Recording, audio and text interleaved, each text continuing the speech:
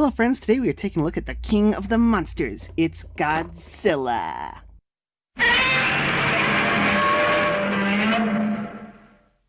In 1989, the king of the monsters was called out of retirement to fight a giant plant in the film Godzilla vs. Biollante, and given a redesign that would be his definitive look for the rest of the Heisei era of films.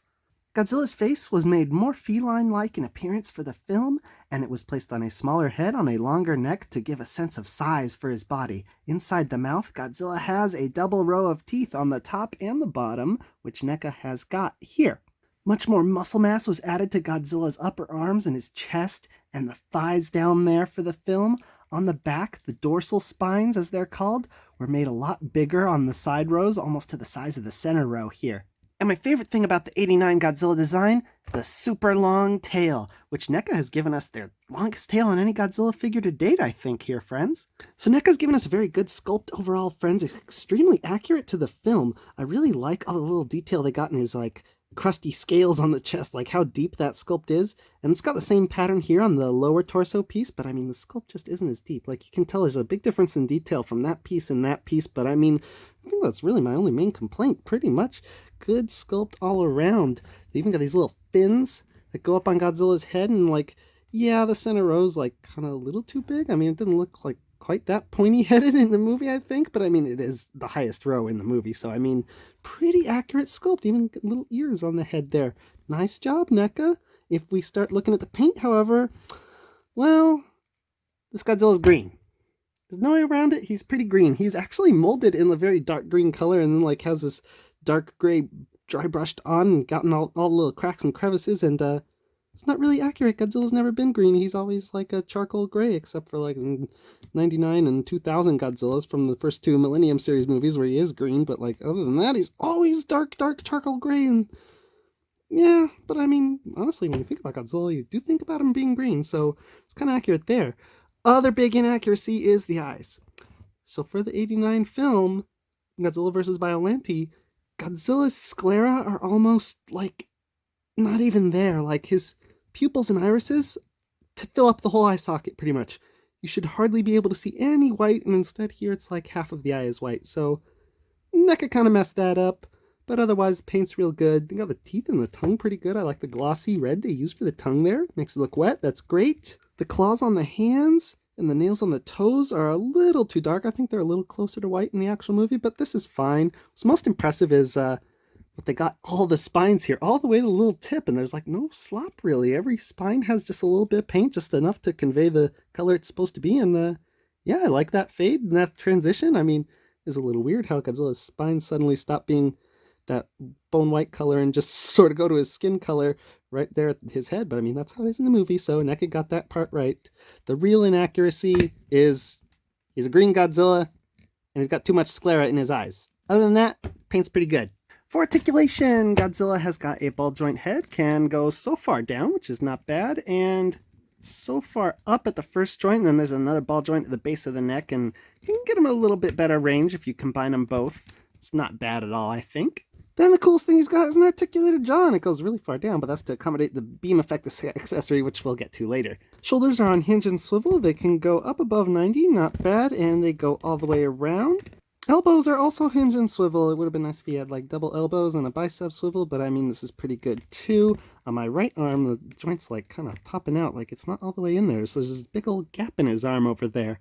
Wrists are also hinge and swivel. They're really, really tight, but they get some pretty good range on the hinge there, and they can go all the way around. And then one really cool joints Neca has is finger articulation. Just a hinge there in the middle of the palms. Diaphragms on this ball joint, I guess, doesn't get the best range really forward and back, left and right, almost non-existent, but he can swivel around. It's kind of surprising. The spines don't get in the way, but I guess that's a plus for the 89 Goji design. The hips are, I think, on ball joints, but I mean, they might as well be a V-crotch or swivel cuts, because that's as far out as they go. And then, there's really not much range to them, but you can swivel them around just like an old V-crotch toy with the cuts at angles, And then the knees are on hinges and swivels, I think. It's hard to tell. His thighs are so massive, they're kind of blocking everything, but you you can't quite swivel them too much. Maybe they're just hinges, actually. Single hinge knees? Kind of surprising, Neca, but the hinges do get some decent range there. Not bad. Then the feet. I don't know what they're on, because they barely move. I guess it's like a ball joint that just has nowhere to go because of his massive thunder thighs. Then the tail has ball joint segment there. That's number 1. Number 2. Number 3, which is where it got connected, which I'll do later in the video. Then there's number 4, 5, 6, 7, 8, and that's it. 8 ball joints in the tail.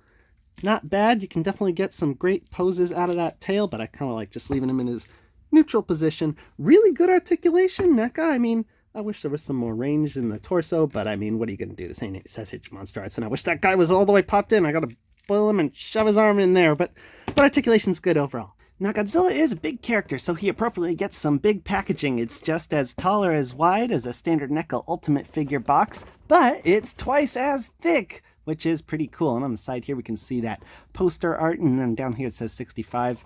I guess it's celebrating the 65th anniversary of Godzilla, so this must have come out in like 2014, but I found it recently. Oh well, whatever.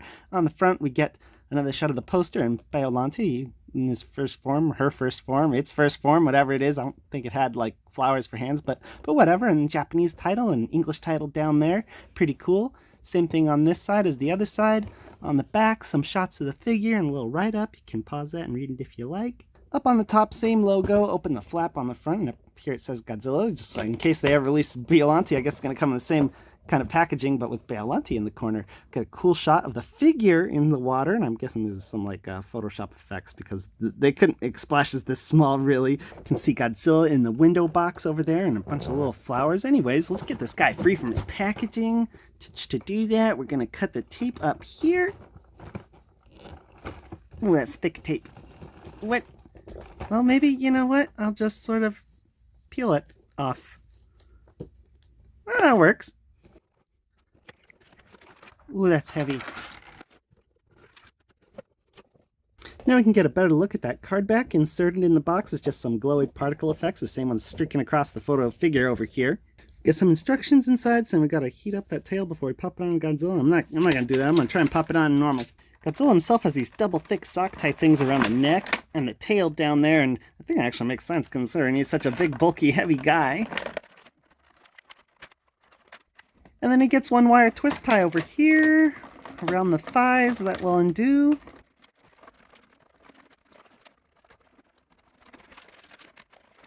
Oh, and hidden back there is one more sock tie thing around his right ankle, which you can't see from the front of the package because it's got this. I mean, he also has one for the tail, but that's kind of separate, so, you know, it's different. Wow. So, packaging is really nice in its presentation, but honestly, Godzilla's kind of a pain getting him out, and then, you know, good luck getting him back in there. So I don't know what you're going to do if you want to take him out and then put him back in the package. It makes for a nice presentation on the shelf, but, I mean, it's not really collector-friendly, so I don't know why it's in a window box, as if it's meant to be like a collector thing where you can take the figure out, put it back in. It's nice looking, but I'm probably going to throw it away. For accessories, Godzilla comes with his tail, which isn't really an accessory. It's more like, you know, some assembly required, which I'm going to try and assemble right now, friends. Before I decide to give up with that and just use the boil and pop method that Neca told me to on that little piece of paper, I really should have followed their advice, because you pretty much gotta boil it to get it on, friends. And then Godzilla gets his real accessory, the spiral beam blast effect, which, you know, is not translucent like most blast effects typically are, but it's this really nice blue paint on white plastic, and it's like really glossy, almost to the point of being sparkly. It looks like there's 2 tones of blue in there. There's like a darker one and a lighter one. And the Sculpt has this spiral effect in it, which is really cool looking. And then over here, it's got like a half circle thing for slotting into his mouth, and a little jaw sculpted in there so it can rest on Godzilla's lower teeth there. And so what you do with this guy is you open up Godzilla's mouth, and it's a little hard to see in there, but there is a half circle little hole sculpted into his head, and you just get this with the flat half on the bottom and shove it in there, and yeah, and then you can kind of close the jaw a little, kind of have the teeth rest in that little groove we saw earlier, and this is pretty much the highest he can go. He can't really shoot, you know, a straight beam, but I mean, this is better than nothing, and it looks pretty cool, so I do appreciate it, Neca. Awesome accessory. Scale time, friends! This Godzilla is in fact 12 inches or 30 centimeters long if you go from the tip of his tail to the front of his thigh there. And he's about 7 inches or 18 centimeters tall, which makes him way too tiny to fit in scale with any 6-inch superhero figures like Spider-Man or Batman there, since Godzilla is supposed to be 80 meters tall in Godzilla vs. Biollante, I think. I mean, size of buildings, obviously, but I mean, if you think about him as a guy in a suit, it pretty much works, because the actor's head was like only in the neck, not all the way to the head, so I mean, actually scales pretty nicely right here. Better than it scales with 7-inch figures from Neca, actually, if you think about it, since, I mean, Godzilla's even tinier, first of all, which is a problem if you're trying to think of the character in terms of the scale, but I mean, think about a guy wearing this suit and then fitting in that suit. I can't really picture it. He fits in pretty good with 6-inch figures, actually. And then too shabby with SH Monstarts. Here he is with the 2001 GMK Godzilla, and a Bandai America Millennium Godzilla, who I think he scales even nicer with. So do I ultimately recommend Neca's Godzilla 89 figure, friends? Well, heck yes, honestly, even if you're one of those hardcore G fans out there who's like, well, Godzilla's not really green and this is a slightly green figure, so I'll never buy it. Well, I'd still buy it if I were you, because Neca's given us a terrific sculpt of what, as far as I'm concerned, is the coolest Godzilla design out there. And like, whenever I think of Godzilla, I pretty much think of him looking like this. So this is the definitive Godzilla design as far as I'm concerned. And yeah, I mean, if you don't like the fact that he's molded in green, you can just paint him. I mean, Neca already mostly painted him. He doesn't look that green, so it's pretty good. I mean, the articulation could have been better. I mean, it's not SH Monstarts. What do you expect? Neca gave us playability over posability, and there's not too many poses you're going to get a Godzilla figure into in the first place. I mean, Godzilla's either stomping around or standing around, and they gave us a beam effect, which Neca hasn't always done. So, honestly, I'm pretty happy with what they've given us here. As far as I'm concerned, Neca's given us the definitive Godzilla action figure, so I'd go out and get him while I can, because Neca ain't making much more. Well, until next time, peace out, YouTube!